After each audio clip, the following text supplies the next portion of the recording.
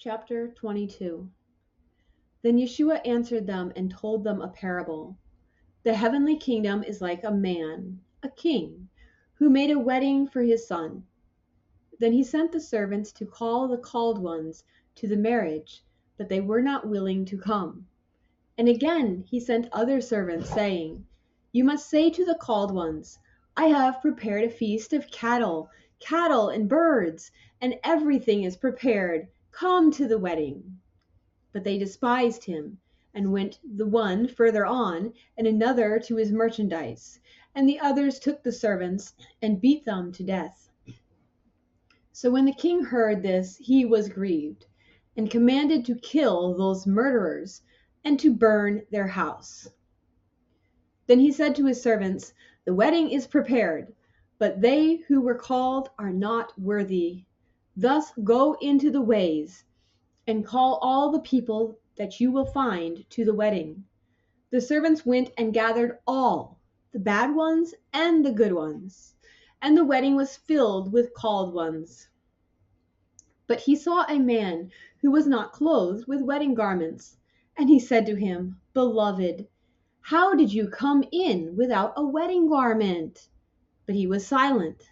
Then the king said to his servants, 'Take him and bind his hands and his feet and place him in a prison of darkness. And there he will bear weeping and quaking of teeth. Many are called, but few are chosen ones.' And then the Parashim assembled and held a council of how they could be able to capture Yeshua in his word. So they sent to him their Talmudim with servants of Herod, saying, 'Rabbi, we know that you are a faithful man and teach the way of El in truth. And you do not regard any man, for you do not look at the bodies of the men. Tell us how it appears to you. Are we indebted to give tribute to Caesar or not?' But Yeshua recognized their plan. He said to them, 'Why do you tempt me, deceivers? Show me a coin of tribute.' So they showed him a coin. Yeshua said to them, 'Of whom is this image, and what is written above it?' And they said, 'Of Caesar.' Then he said to them, 'Therefore give to Caesar what is eligible to Caesar, and to El what is eligible to El.' And when they heard it, they were amazed, and left him and went away. And on that day the Sadducees approached him and interrogated him. They said, 'Rabbi, Moshe said, if one dies with no children, that his brother should take his wife in order to raise up seed for his brother. Among us there were 7 brothers, and the first took a wife, but died with no seed, and left his wife to his brother. Like him the second and the third, until the 7th. And afterwards their wife died. If so, in the resurrection, to which of all 7 will she be a wife? For she was a wife to all of them.'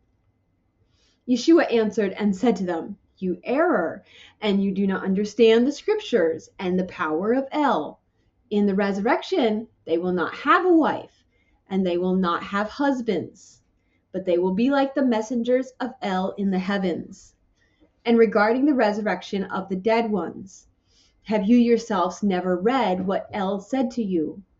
I am the Elohim of Abraham, the Elohim of Yitzhak, and the Elohim of Yaakov. He is not the Eloah of the dead ones, but of the living ones.' And when the people heard this, they were amazed at his instruction. When the Parashim heard that the Sadducees were silenced by Yeshua, they gathered together. And one of the teachers of the law asked Yeshua, tempting him and saying, 'Rabbi, which is the highest commandment in the law?' And Yeshua said to him, 'You must love your Elohim with all your heart, and with all your nephesh, and out of all your understanding. This is the first and very greatest commandment. And the second is like this: you must love your fellow as yourself. All the Torah and the prophets are hung on these 2 commandments.' Then Yeshua said to the Perushim and to all of them who were gathered, "And so, how does it appear to you? Mashiach, of whom will he be the son?" They said, "Of Dawid." Yeshua said, "And how? And why did Dawid spiritually call him his Adon, saying, Ha-Adon said to my Adon, sit on my right hand until I will make your enemy your footstool?" Thus, if Dawid calls him his Adon, how is he his son? But not one of them were able to answer a word, and no man on that day had it in his hand or power to ask him anything.